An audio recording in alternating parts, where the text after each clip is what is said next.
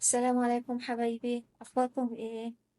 أبسط طريقة وأسهل طريقة وتعمليها في 5 دقايق. صينية البطاطس بالفراخ. عندنا بصلتين متوسطين، طماطمية واحدة، قرن فلفل أو قرن اختياري، طبعا أنا بالنسبة لي إجباري. آه ومعانا كمان قطعة زنجبيل فريش أو زنجبيل بودر.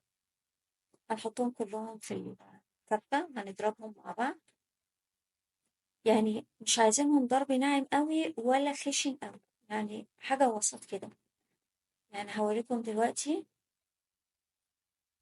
حطيت البصل مع الفلفل مع الطماطماية مع قطعة الزنجبيل. شوفوا. أيوة، أنا عايزاها بالقوام ده. هنا هنضيف قشر ليمونة، طبعا نتجنب الأبيض منها، الأخضر بس، ومعلقة كاتشب.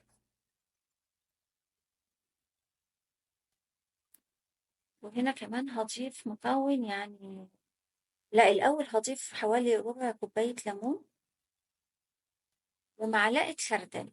معلقة الخردل دي اختياري، بس هي لعشاق المزازة زي حالاتي. يعني ضيفوا معلقة الخردل دي ومش هتندموا.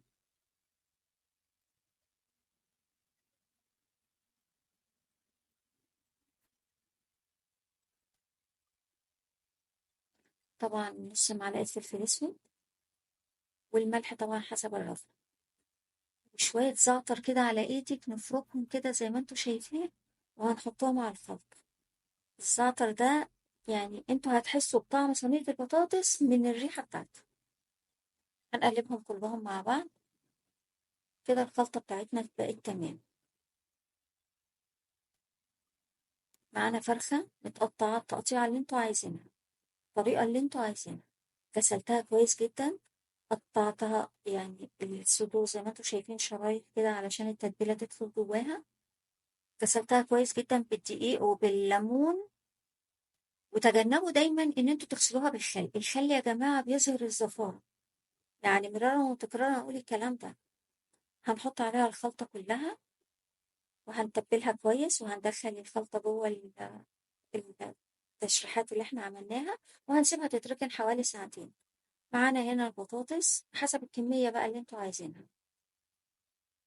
هنقطعها شريحات بسمك معين هوريهولكم دلوقتي. يعني انا عايزاها السمك ده تكون يعني سميكة شوية. ليه؟ لانها هتاخد تسوية الفراخ، تسوية كاملة مع الفراخ، فمش عايزينها تتهري، مش عايزينها تتكسر جوه الصينية، عايزينها تفضل يعني زي ما هي، زي ما هي معمولة، تبقى مستوية كويس جدا، وفي نفس الوقت تبقى محافظة على شكلها. طبعا انتوا لاحظتوا ان انا ما حطيتش ولا معلقة زيت ولا اي دهون. انا هعتمد على الدهون بتاعة الفراخ، وصدقوني يعني انتوا هتاكلوا احلى صينية فراخ كلتوها في حياتكم.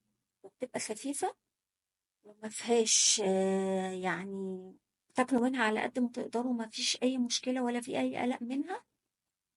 والسوائل هي هتستوي في السوائل منها فيها. لا حطيت لها زيت ولا حطيت لها مية ولا هحط لها اي حاجة تاني، بس هي كده. طبعا هلفها بقصدير وهدخلها الفرن، في الأول على درجة حرارة عالية، وبعدين هوطي عليها على درجة حرارة 170.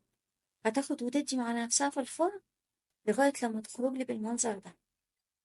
شوفوا، أنا عايزة أوريكم إن الصينية مليانة سوائل، ما يعني ما حطيتلهاش ولا نقطة مية ولا حطيت لها معلقة زيت واحدة. ولو تلاحظوا المعلقة بصوا تحسوا كأني حطيت لها أي دهون. أبدا والله ما حطيت لهاش دهون، والفيديو صريح قدامكم. بس شوف الفراخ دايبة ازاي، والبطاطس بتطلع معاكم محافظة على شكلها وقوامها، وبرضه مستوية جدا. طبعا تاكلوها مع طبق رز بشعرية، وألف هنا وشفا. وأتمنى تجربوا الوصفة، وأرجو الدعم ولايك وشير لو عجبكم الفيديو.